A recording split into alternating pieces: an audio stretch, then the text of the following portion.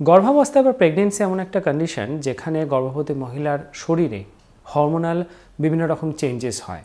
বেশ কিছু হরমোনের মাত্রা প্রয়োজন অনুযায়ী বেড়ে যায়, আবার বেশ কিছু হরমোনের মাত্রা অটোমেটিক্যালি কমে যায়।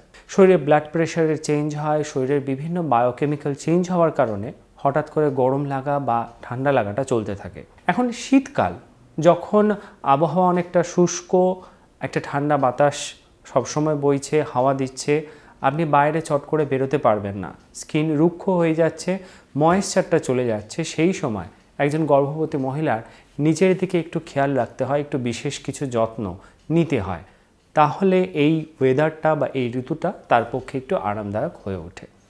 এছাড়াও যেহেতু মাকে নিজের শরীরের দিকে বিশেষ বিশেষ কিছু যত্ন নিতে হয়, সেই জন্য সেই দিকটা খেয়াল রেখে এবং আবহাওয়া বা ঋতুর দিকটা খেয়াল রেখে কিছু টিপস গর্ভবতী মহিলাদের জন্য শীতকালে যেগুলো কাজে লাগবে।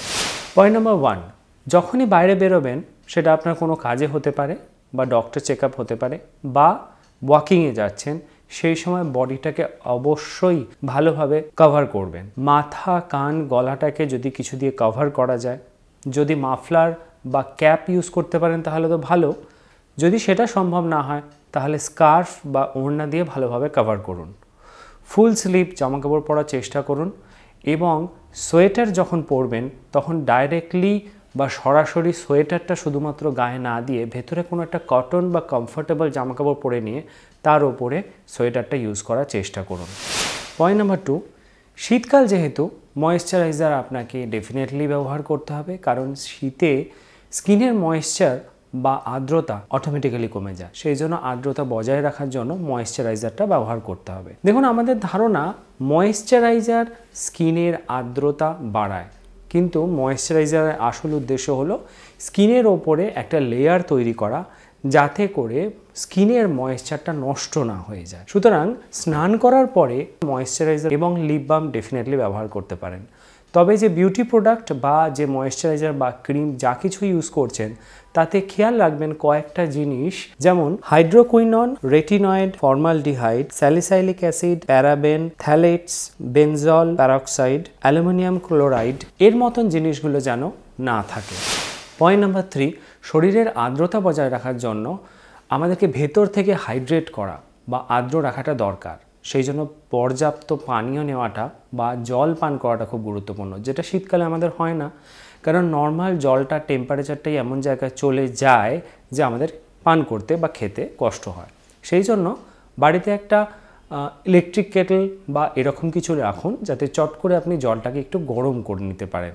আপনি যদি স্টিলের কোনো বটল বা এরকম কিছু ইউজ করেন, যেটা গরমে বা টেম্পারেচারে তার কোনো চেঞ্জেস হবে না বা চট করে সেখানে কোনো কেমিক্যাল রিয়াকশান হবে না, তাহলে জল গরম করে ফ্লাক্সে বা সেরকম পাত্রে রাখতে পারেন, যেটা আপনি সময় সময় পান করতে পারবেন।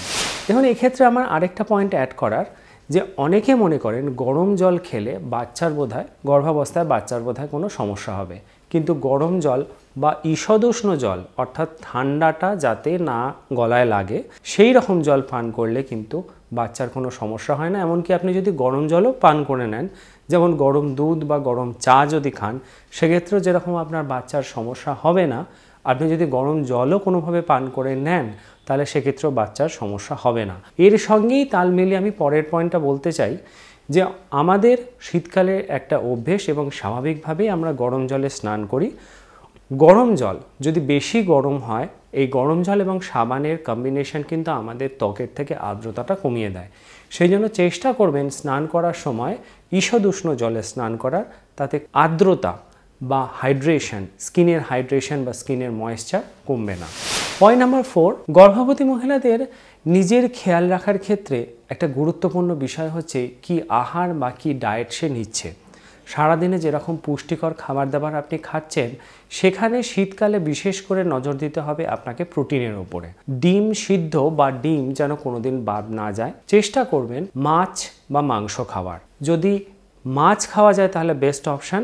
মাংসে অনেক সময় সমস্যা হয়, মাংস যদি আপনি পারেন তাহলে আপনি খেতেই পারেন, কিন্তু চেষ্টা করবেন মাছ, মাংস বা ডিম যেটাই খাবেন না কেন সেটা কোনোভাবে রিচ যেন না হয়, তাহলে খাবার হজমে সমস্যা হবে, ব্লোটিংয়ের সমস্যা, কনস্টিপেশনের সমস্যা এগুলো বাড়তে পারে। পয়েন্ট নাম্বার 5, খুব ইম্পর্টেন্ট একটা পয়েন্ট, সেটা হলো ফ্লু ভ্যাকসিন। আমাদের মধ্যে অনেকেরই ফ্লু ভ্যাকসিন নেওয়া থাকে না। ফ্লু ভ্যাকসিন যদি গর্ভাবস্থায় নেন তাহলে সেটা কিন্তু বাচ্চার কোনো ক্ষতি করবে না। ফ্লু ভ্যাকসিন গর্ভাবস্থায় নেওয়া যায়, সেটা গর্ভাবস্থার কোনো ক্ষতি করে না। আপনি যদি আপনার গাইনোকোলজিস্ট বা যে ডক্টরের সঙ্গে কনসাল্ট করছেন ওনাকে যদি জিজ্ঞেস করেন তাহলে উনি প্রপার ফ্লু ভ্যাকসিন যেটা আপনার জন্য নেওয়া উচিত সেটা রেকমেন্ড করবেন। আপনার ইনফরমেশনের জন্য জানিয়ে রাখি, গর্ভাবস্থায় যদি আপনি এই ভ্যাকসিনটা নেন তাহলে এটাতে যে অ্যান্টিবডিটা আপনার শরীরে ঢুকবে সেটা কিন্তু বাচ্চা অবধিও পৌঁছাবে, যেটা বাচ্চার জন্য অনেকটাই ভালো। পয়েন্ট নাম্বার 6, জুতো বা ফুটওয়্যার। প্রথমত এর আগে আমি যখন গর্ভাবস্থার বিভিন্ন যে ইম্পর্টেন্ট ইনগ্রেডিয়েন্টস যেগুলো গর্ভাবস্থায় থাকা উচিত বা কাছে রাখা উচিত তার মধ্যেও বলেছি, এমন জুতো ইউজ করবেন যেটা পরার জন্য আপনাকে নিচে ঝুঁকতে না হয়। চেষ্টা করবেন সেই জুতোটা যেন পাটাকে ভালোভাবে কভার করে রাখে। যদি সেটাও সম্ভব না হয়, কমফর্টেবলি যদি এমন জুতো পরতে চান বা পরেন যেটা ইজিলি আপনাকে নিচু হয়ে পরতে হচ্ছে না, তাহলে অ্যাটলিস্ট কটনের মোজা সাথে ইউজ করুন যেটা আপনার পাটাকে কভার করে রাখবে। তাহলে পা থেকে বা পায়ে অনেক সময় ঠান্ডা লাগে শীতকালে, সেটা হবে না।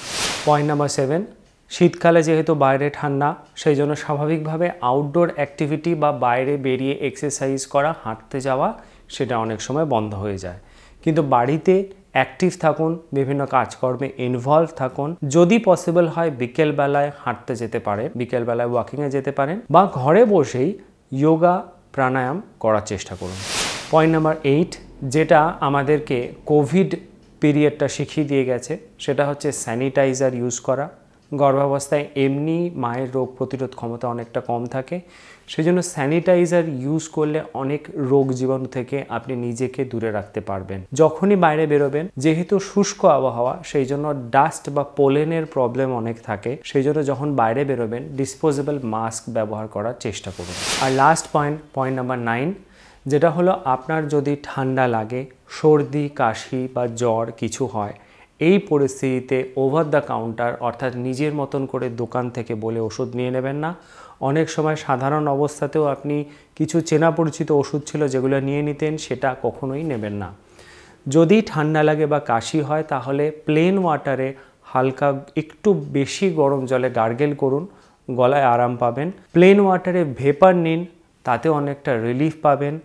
আর যদি জ্বর এসে থাকে সেক্ষেত্রে অনেক মেডিসিন থাকে যেগুলো প্রেগনেন্সিতে সেফ, সেগুলো নেওয়ার চেষ্টা করুন। আপনি ডক্টরের সঙ্গে যখনই কনসাল্ট করতে যাবেন তখন আগে থেকেই বলে আপনি সেই মেডিসিনের নামগুলোকে লিখে রাখুন, যে মেডিসিনগুলো গর্ভাবস্থায় নেওয়া যায়, গর্ভাবস্থায় সেফ।